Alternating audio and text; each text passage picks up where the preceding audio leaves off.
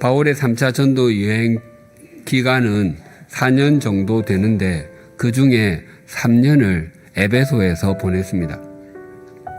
에베소는 그리스와 튀르키예 사이에 에게해 연안에 위치했을 뿐만 아니라 카이스테로스 강 어귀에 있었기 때문에 상업이 아주 발달한 항구 도시였습니다.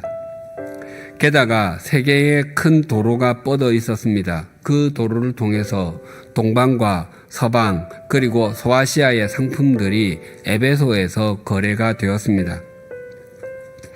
에베소는 소아시아 지역의 최대 도시였고 당시로는 없는 것이 없는 곳이었습니다. 그래서 에베소는 고대 세계 허영의 시장으로 불렸습니다.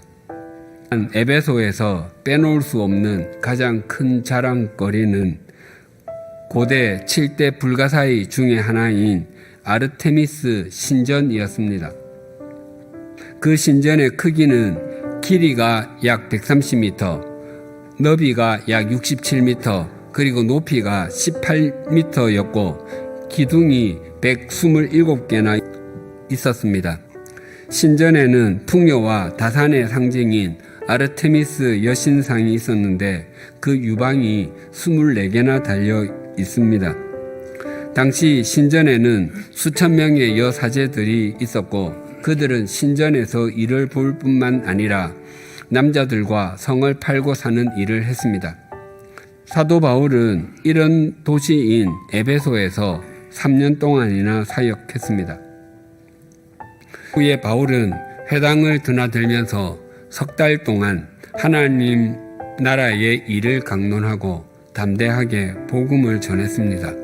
바울은 두란노 서원에서 2년간 강의했습니다. 그 2년간이 바울 사역의 절정기라고 할 수 있습니다. 사도 바울의 사역의 결과로 많은 사람이 하나님의 말씀, 하나님의 나라의 복음을 듣게 되었습니다. 그리고 바울은 에베소를 떠나면서 에베소의 장로들에게 자신들의 삶과 믿음을 오직 주님과 주님의 말씀에만 의탁할 것을 당부하였습니다. 바울이 에베소 교회에 이 편지를 보낸 것은 에베소 교회에 특별한 문제가 있어서가 아니었습니다.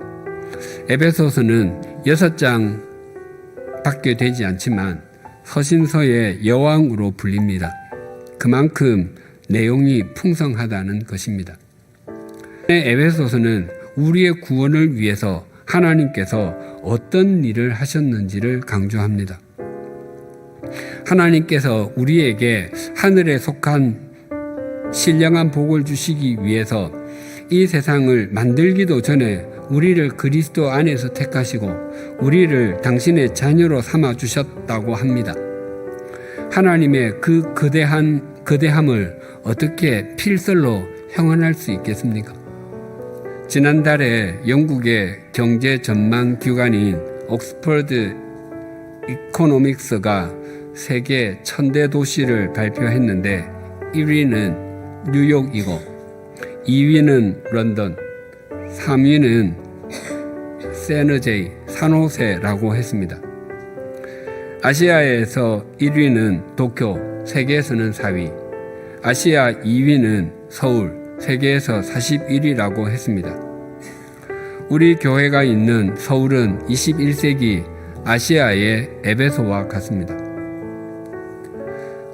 서울의 모든 것들이 다 갖추어져 있는 도시입니다.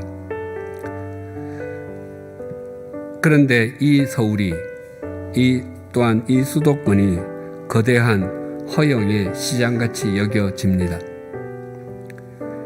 눈에 보이는 것만을 절대적인 가치로 여겨 자기를 과시하고 자기를 포장하기에 여념이 없습니다.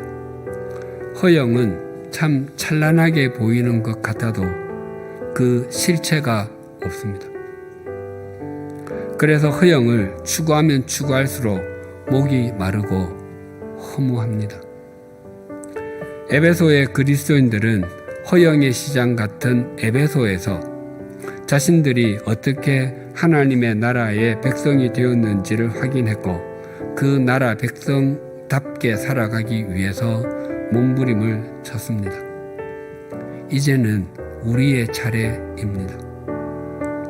우리 100주년 기념교회가 또한 교회인 우리 각자가 눈에 보이는 것이 최고라고 여기는 이 서울과 수도권에서 세속적인 가치관이 판을 치는 대한민국에서 그리스도인인 우리가 어떻게 살아가야 하는지를 보여주는 주님의 이정표들이 되십시다.